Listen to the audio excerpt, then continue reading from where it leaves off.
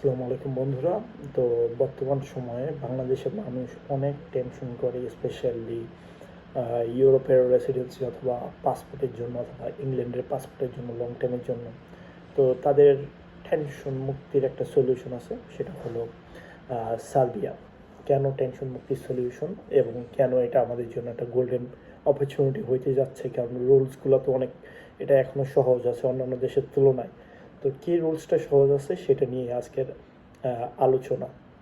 তো সার্বিয়াতে আপনি যদি বৈধভাবে ওইখানে একটা ওয়ার্ক পারমিট নিয়ে 3 বছর থাকেন, জাস্ট 3 বছর, হ্যাঁ, আপনি ওইটা পার্মানেন্ট রেসিডেন্সিতে কনভার্ট হয়ে যাবে। আর 3 বছর পর তারা পাসপোর্ট দিয়ে দেয়, আর তাদের পাসপোর্ট 147টা দেশে যাওয়া যায়। তো এটা গেল হলো 1 নম্বর পয়েন্ট।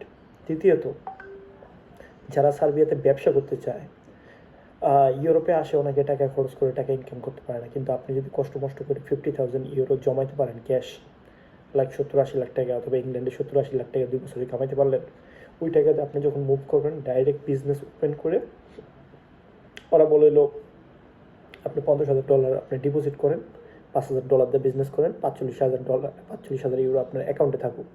তো সেই অ্যাকাউন্টে সেটা থাকলেই আপনি ওটাতে আপনি এলিজিবল সার্বিয়াতে যে কোনো একটা লয়ার ধরে করতে পারবেন। তৃতীয় যে অপরচুনিটিটা আছে সেটা হলো কি, আপনার যারা ট্রাভেল হিস্ট্রি করতে পারবেন। তো এইগুলো হলো এইটাতে ক্যাটাগরি। নেক্সট আরেকটা ভিডিও আসতেছে, সেটাতে আরও ডিটেলসে বলতেছি। ধন্যবাদ।